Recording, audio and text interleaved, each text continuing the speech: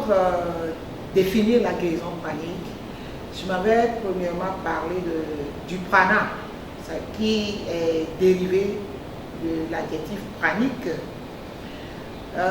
Le prana, c'est de l'énergie vitale. En sanskrit, une vieille langue indienne qui ne se parle pratiquement plus. Prana, énergie vitale ou souffle de vie, d'où l'adjectif pranique. Le prana, c'est cette énergie vitale-là qui maintient le corps physique en bon état, en vie.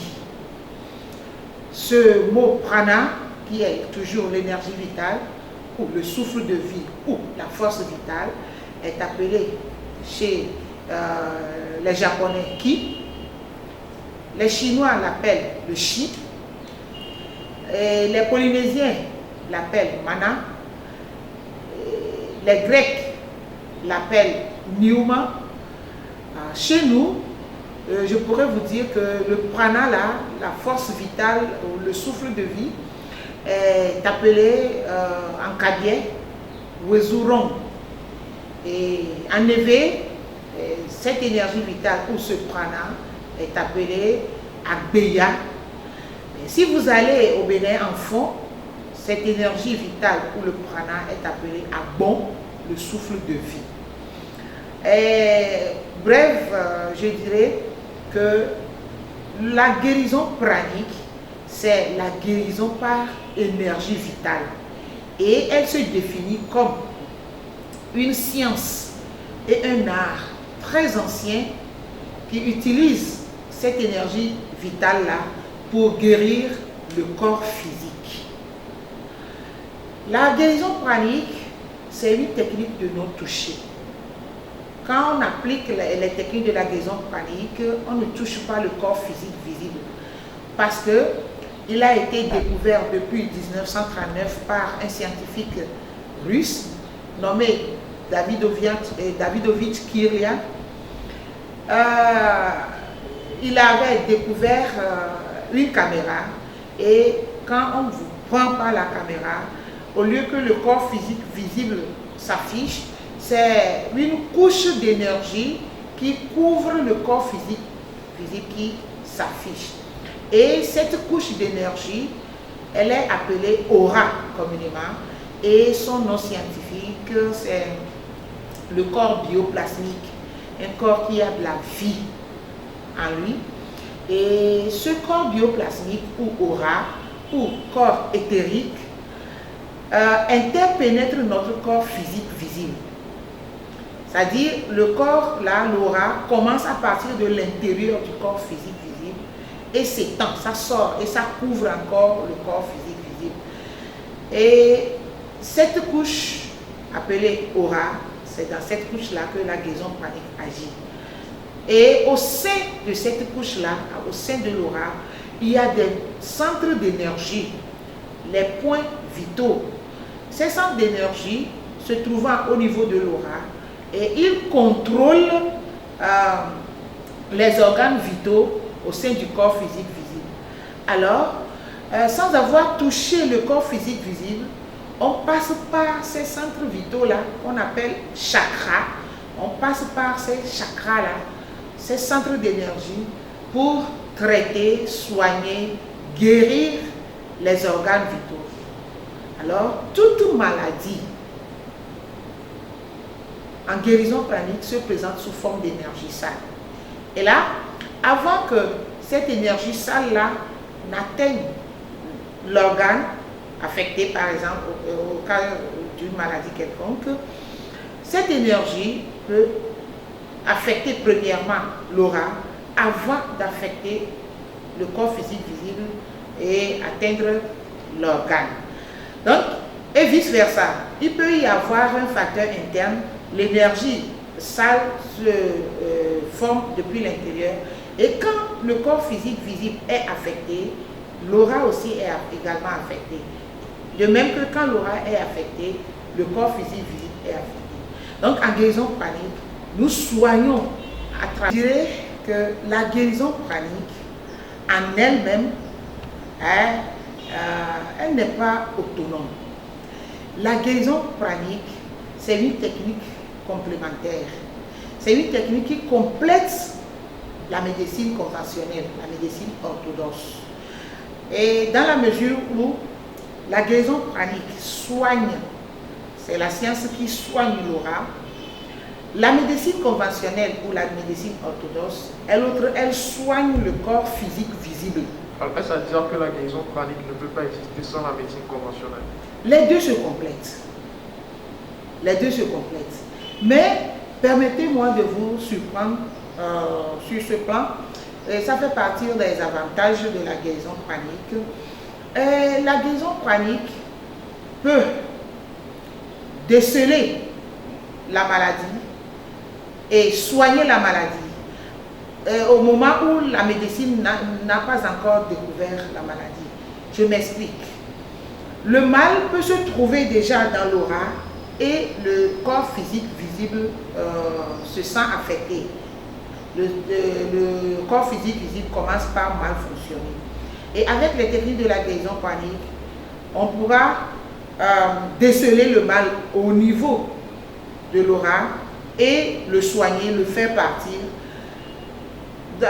Au moment où la médecine n'a même pas encore décelé le mal, parce qu'on doit laisser ces énergies sales-là pénétrer le physique visible d'abord avant que la médecine ne la décèle. Vous voyez l'avantage de la guérison pranique, c'est en ce moment que nous disons que la guérison pranique est préventive et curative.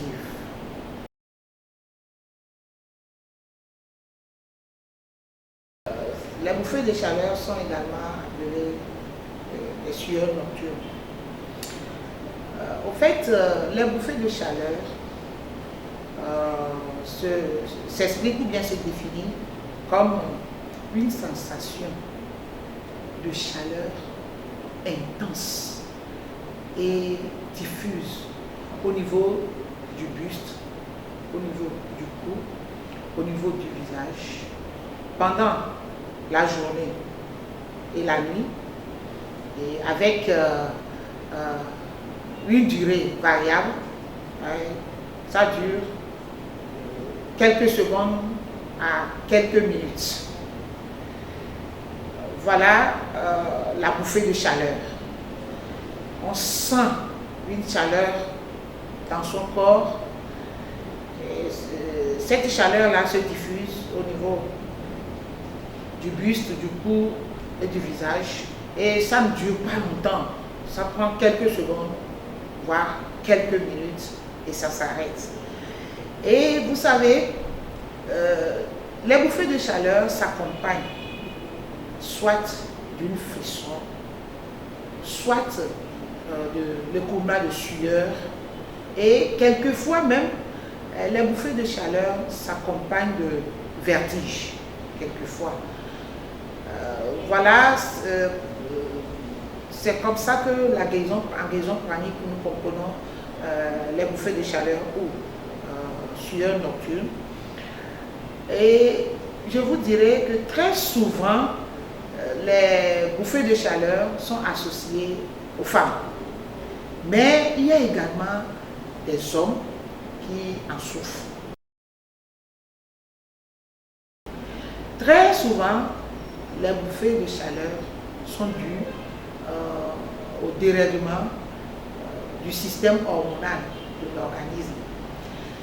Et je dirais, par exemple, comme cause de bouffées de chaleur, la ménopause chez la femme. La femme ménopausée a l'hormone qu'on appelle l'œstrogène qui ne se produit plus. Normalement, il y a une diminution de la production de l'œstrogène, alors que c'est cette hormone-là qui va permettre à l'hypothalamus, qui est une glande régulatrice de la température corporelle, qui va permettre à l'hypothalamus de réguler la température corporelle. Voilà que chez la femme ménopausée, l'hormone ne se produit pas. L'oestrogène, sa production est réduite. Donc, vous verrez qu'il n'y aura plus la régularisation de la température corporelle et l'hypothalamus s'efforce. Vous verrez la femme ménopausée transpirer et avoir cette sensation de chaleur là, transpirer, soit 3 fois dans la journée, 4 fois dans la journée, ça dépend également de la physiologie de tout un chacune. Alors, la ménopause peut engendrer les bouffées de chaleur. Il y a les ablations des ovaires également, l'hystérectomie. Quand on fait l'hystérectomie à une femme, au même moment la femme devient ménopausée. Ça c'est la ménopause artificielle. Elle peut faire développer des bouffées de chaleur. Il y a l'hyperthyroïdie. Nous avons les glandes thyroïdes qui produisent des hormones. Ces hormones-là rentrent dans le bon fonctionnement du corps. Et quand il y a surproduction de ces hormones-là, on parle de hormones produites par les glandes thyroïdes, on parle de l'hyperthyroïdie. Ça entraîne également des bouffées de chaleur. Nous avons chez les hommes l'andropause. L'andropause, c'est dû à... ça entraîne, comment vous l'appelez, la diminution de la testostérone. C'est également l'hormone que produit, ça se produit chez les hommes. Et quand cette hormone-là, sa production diminue, vous verrez l'homme développer ce que nous appelons l'andropause, qui est la ménopause chez la femme, et l'homme développe les bouffées de chaleur. Nous avons par exemple le stress. Le stress également, quand on est trop stressé, je parle en termes de guérison chronique en même temps, et je cumule avec c'est pas les thèmes médicaux. Le stress, quand on est trop stressé, nous avons 2 petites glandes qui se situent au-dessus des reins, les glandes surrénales, et ces glandes-là produisent ce que nous appelons les cortisol. Et là, on est trop stressé, les glandes surrénales produisent trop de cortisol qui engendre les bouffées de chaleur. La personne aura une sensation de chaleur intense dans son corps. Comme cause également, il y a la surproduction de l'insuline dans le corps, et le pancréas produit plus d'insuline dont l'organisme a besoin, et le reste, qu'est-ce que ça fait?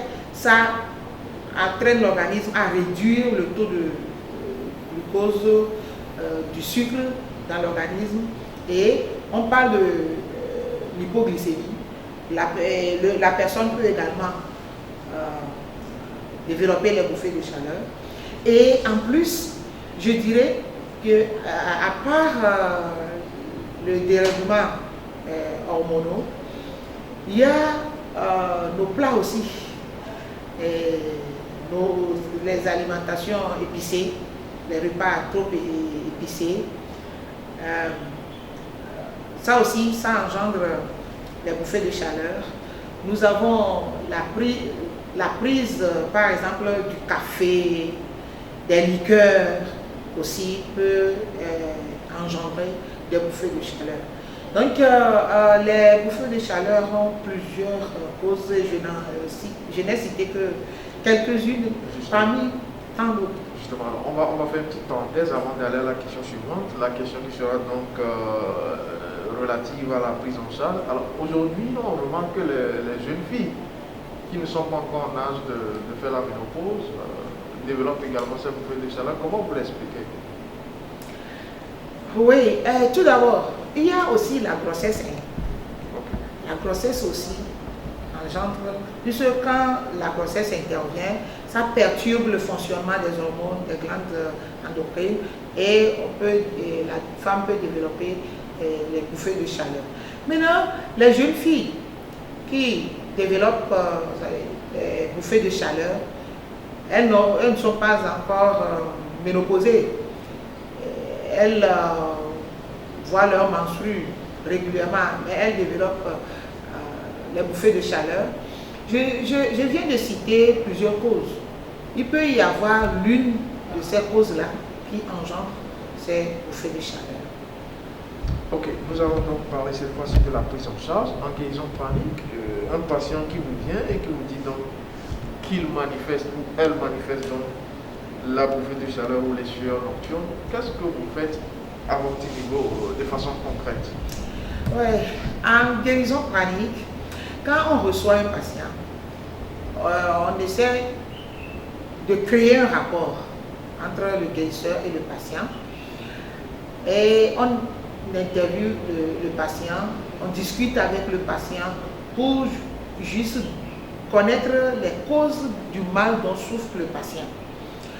Alors, si il advenait que, par exemple, c'est une patiente qui développe des bouffées de chaleur, qui est ménopausée, le guérisseur pranique saura quoi faire à cette patiente-là. Si par exemple, le patient souffre de l'andropause ou le patient souffre de l'hyperthyroïdie, la cause des bouffées de chaleur, le guérisseur pranique doit déceler la cause d'abord. Et là, comme je l'ai dit, en guérison pranique, nous avons des techniques pour guérir. Et toute maladie se présente sous forme d'énergie sale. Alors, pourquoi en guérison pranique, nous ne pourrons pas faire partir les énergies sales qui embêtent l'organe, les glandes endocrines, et pour les rendre en bon état, les permettre de bien fonctionner. Donc, j'ai posé la question pour que vous sachiez qu'en guérison pranique, nous sommes en mesure de prendre en charge les patients souffrant des bouffées de chaleur, quelles qu'en soient les causes de ces bouffées de chaleur, parce que ces bouffées de chaleur sont dues au mauvais fonctionnement, par exemple, des glandes endocrines, du mauvais fonctionnement, par exemple, de quelque chose. Donc, en guérison pranique, on soigne l'organe malade en passant par les centres d'énergie, les chakras. Merci. Merci. Alors, vous soignez donc à travers l'énergie et touchant donc les chakras, comme vous l'avez dit. Dites-nous, est-ce qu'en réalité, il y a plusieurs séances qui vont se faire? Est-ce qu'au final, le patient sera totalement guéri ou il y aura des récidives? Oui, nous traitons, nous soignons avec de l'énergie. Mais en guérison pranique, le patient contribue à sa guérison.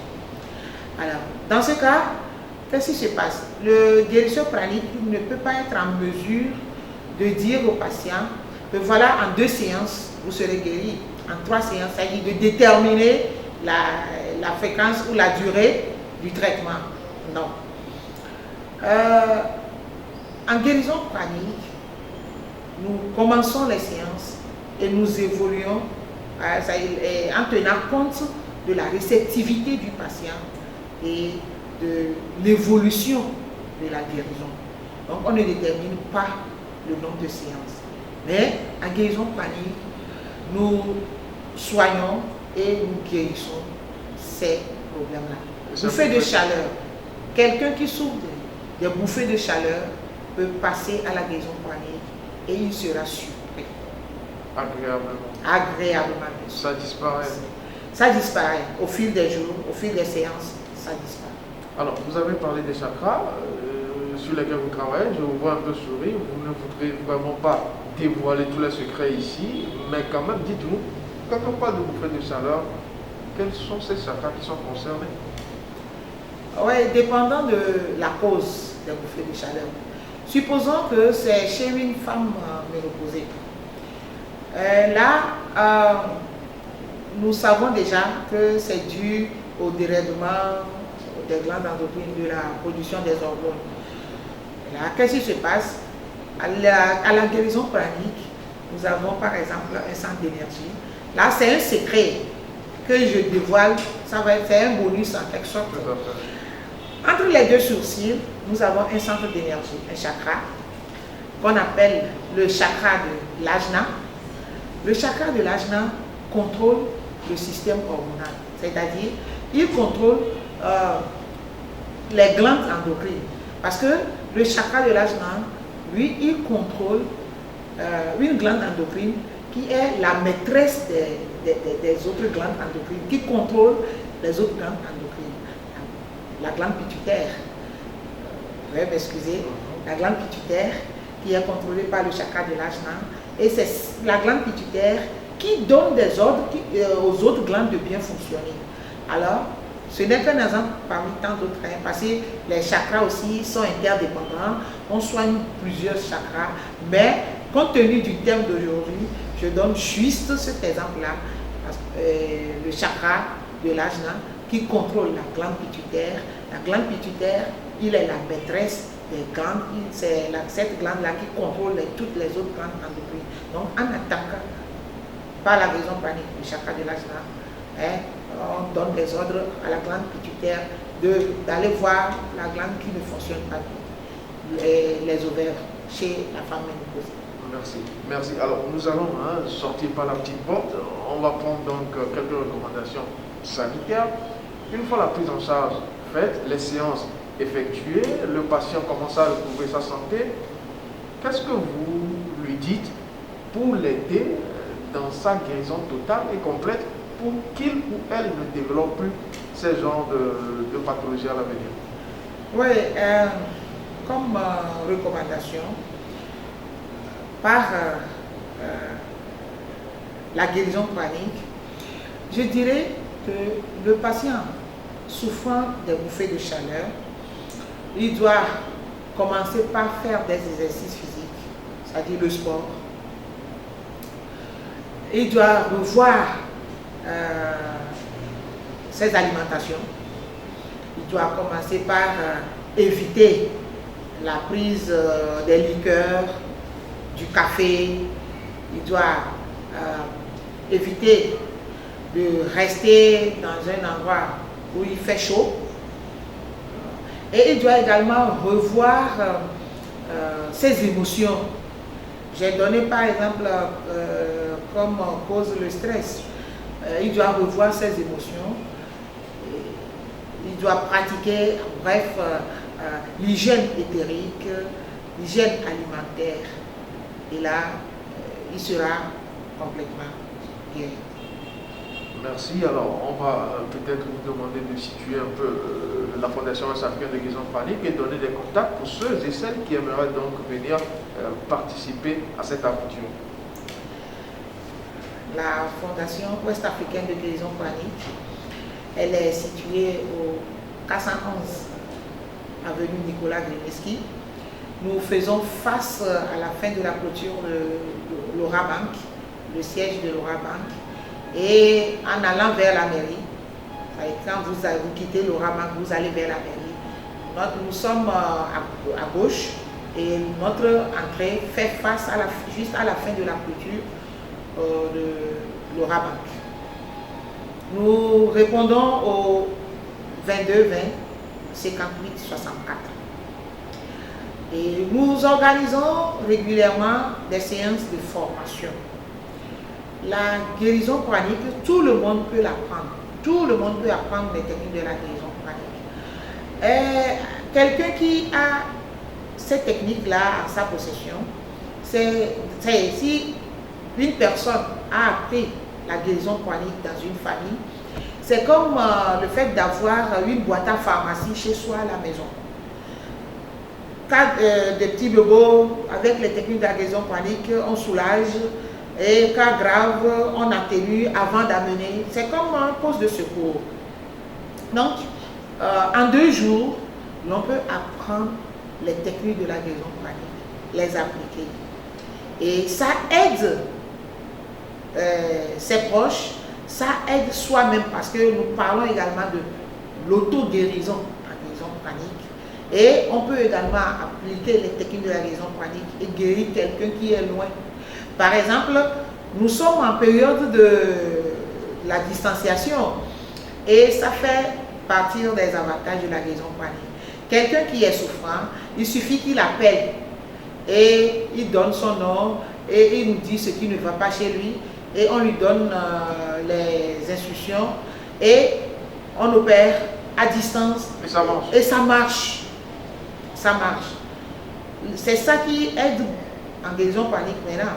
On n'aura plus nécessairement de demander à la personne de venir et de le soigner corps présent, à distance. Quelle que soit la distance. Quelle que soit la distance. De Lomé, on peut soigner quelqu'un qui est à Washington.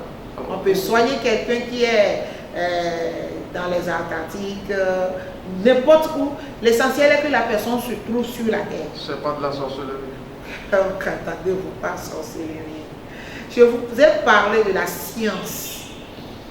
Oh, et je dirais que par exemple en 1970, en 1960, si on voyait quelqu'un tenir un portable en main, en train de parler, sans connexion, on allait prendre ce dernier-là comme un fou.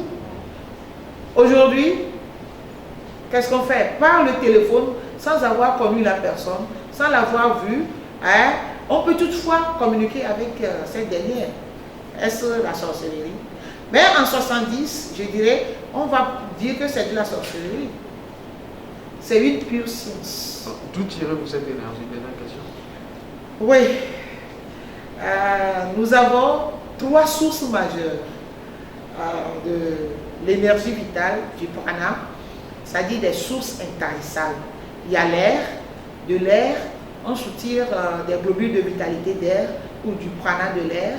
Nous avons le soleil où on absorbe du prana solaire et nous avons la terre aussi qui nous fournit du prana de la terre. Ce sont là les sources majeures, les principales sources. Et nous avons des sources secondaires, par exemple les arbres d'odieux. On peut soutirer de l'énergie de l'arbre et soigner. Merci Madame Kodjovi-Titi. Je rappelle que vous êtes thérapeute pranique, vous officiez à la Fondation Race Africaine de guérison pranique. Merci pour ce temps passé. On se retrouvera très prochainement pour évoquer certainement une autre thématique d'intérêt majeur. Merci, à la prochaine. Merci beaucoup et bonne suite.